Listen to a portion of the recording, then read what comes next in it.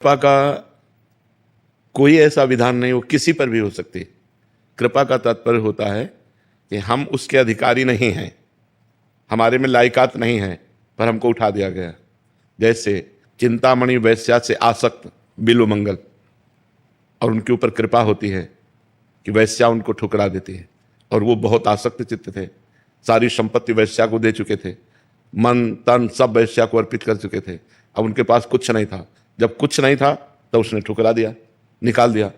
अब जब निकाल दिया तो एक ही रास्ता, जब किसी को कोई रास्ता नहीं मिलता ना, तब एक रास्ता दिखाई देता है, भगवान। अब ये कृपा हुई, देखो कहाँ वैश्यागामी, कहाँ गंदे आचरण में आसक्त, और कहाँ भगवान की अहेतुकी कृपा हुई कि वो बिल्व मंगलाचार्य हो गए, वृंदावन आ गए, भगवान के प्रेम में डूब गए, भगवान का साक्षात्कार हुआ। बड़ा चरित्र है बिल्व मंगल जी का, उन्होंने अपनी आंखें फोड़ ली थी। तो भगवान की जो कृपा होती है वो अहेतुकी होती है।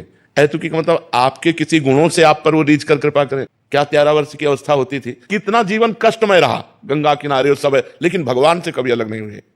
कभी ये महसूस नहीं हुआ कि हम अनाथ हैं, हमें महसूस भगवान मेरे साथ हैं, भगवान के लिए जीवन है। तो कृपा की चाह तो सब लोग करते हैं।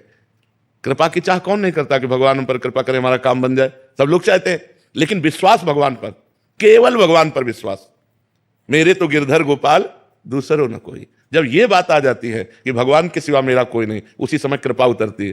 जैसे द्रौपदी जी को जब तक अपना बल रहा, पांडवों का बल रहा, तब तो जब भगवान एक भरोसा किया तो भगवान वस्त्र बन गए, हो गई कृपा। अब वस्त्र ही अपार, वस्त्र खींचते खींचते वो हार गया, लेकिन यहां से दुपट्टा नहीं हटा।